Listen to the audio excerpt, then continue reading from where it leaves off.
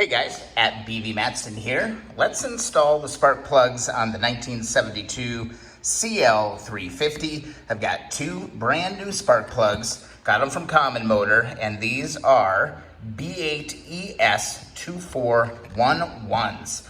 Look at these beautiful things. I want to make sure that these never, ever, ever get stuck in there again, because those of you who have been following the channel know that this was probably the biggest obstacle that really changed the entire direction of this entire series, because both of my spark plugs initially broke off when I was trying to get the bike apart for the very first time. So to help prevent that, what I want to do on these new plugs is apply just a little bit of Antiseize.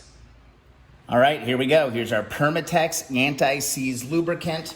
And we want to be really kind of gentle, I guess would be the word, of applying this to only the threads. Now, you've seen in previous videos where, you know, I go a little buck wild sometimes with adding Antiseize. But on this, I am just going to add just a very, very small amount to my threads. I'm going to be very, very careful not to overdo it on my spark plug. So again, just a nice glaze on your plugs is going to be good. Do not just like glop all this stuff on there. Just be real kind of careful with how much you're putting on there. In order to install these on the bike, you are going to need a 13/16 socket. I think this may be the only time that we're using a non-metric socket on this motorcycle. So yeah, 13/16 special socket for installing spark plugs. So let's go ahead and get this first one installed. All right, so before we go and install the plugs, I actually just want to check real quick to make sure that I've got spark. So easy way to do this is just to install your spark plug onto your boot, okay? Push it on there all the way and hold it right against, you know, your engine fins, okay? Then go key on, all right? And then let's hit the starter and let's see if we see just a little bit of spark. I should probably turn this a little bit so you could see it a little bit better. But anyway, just hold it against the fin and let's see what we got. I'd say that is spark. You guys see that? Amazing, I love it. Okay, key off, all right. Now we can pull the plug out.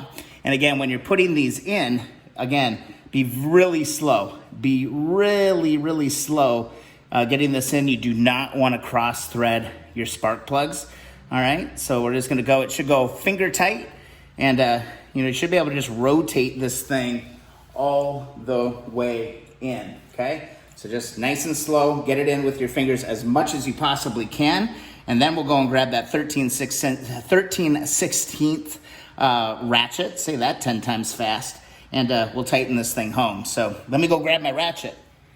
Got my ratchet, I'm gonna put it on there and slowly move this thing in and go until you get it snug. You don't have to over crank on this at all right?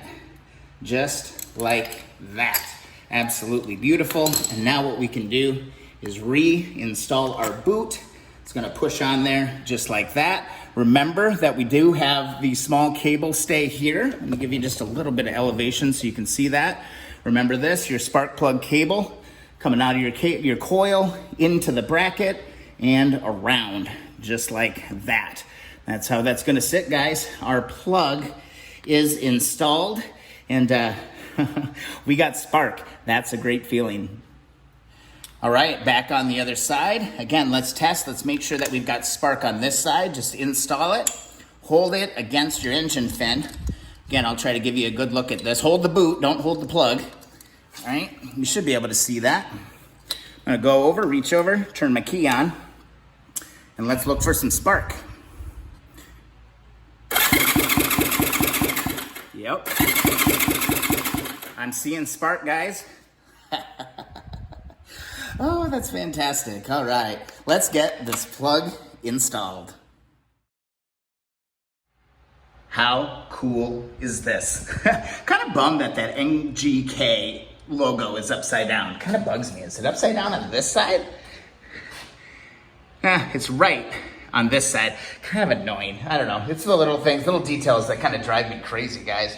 But hey, this is huge, guys, because we had compression, right? We passed our cold compression test, and we have spark. So compression, spark, fuel. This is the only thing that is really stopping us from having a running motor. So next thing I think I'm gonna do, you know what, screw it. I'm just gonna do it. I think I'm gonna install the tank.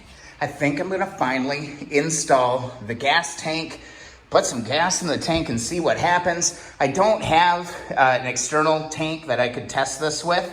And to be quite honest with you, it's not that hard to take off if I run into a problem. Big word, if, okay? I'm feeling pretty good about this. I've got compression, I've got spark. All I need is fuel to get this thing fired up.